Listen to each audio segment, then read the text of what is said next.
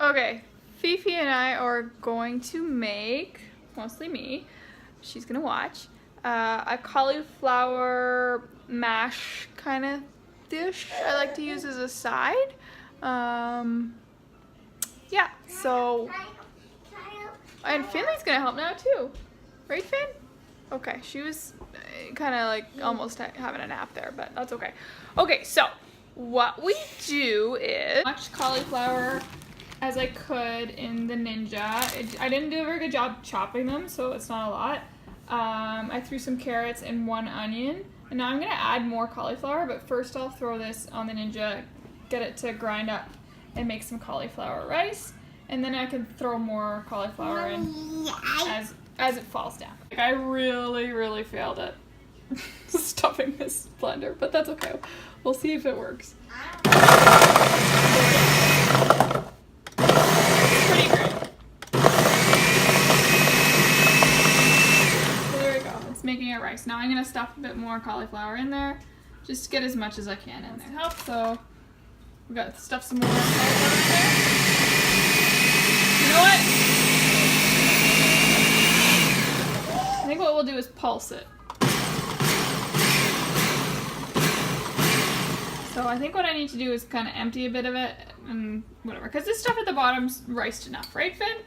Yeah. Yeah. All the way here. Yeah, so we did some more cauliflower, and now we're gonna throw it in a frying pan. Okay, it's all in a frying pan. I have it on high-ish. And I'm gonna throw some olive oil with it, like a whole bunch, because who doesn't like olive oil? Okay, the next thing I'm gonna do is add some of this bone broth powder to about a cup of hot water.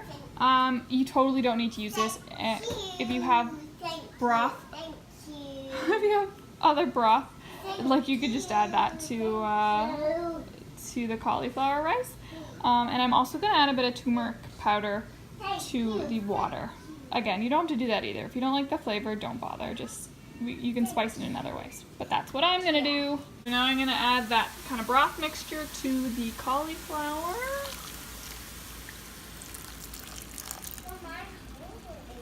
Oh yeah. Okay, so we're gonna let it cook, but I'm also gonna add some of this roasted garlic and pepper spice. It's one of our favorites, I don't know. It's good. I like it. It's gluten-free. And then I'm gonna cover it and let it sit probably for like, I don't know, 8 to 10 minutes. I'll stir it every once in a while. Oops.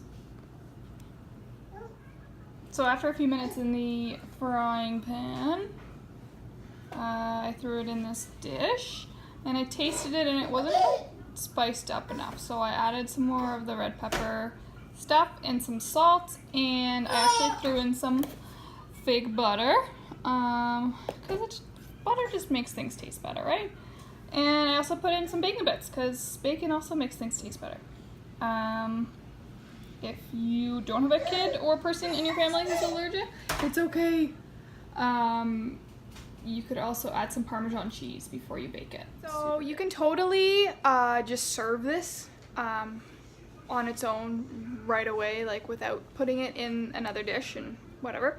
But what I do is I usually make it in advance before dinner. And then I put it in the dish, and then I can bake it at 350 for 10 minutes while I'm getting other stuff ready for dinner.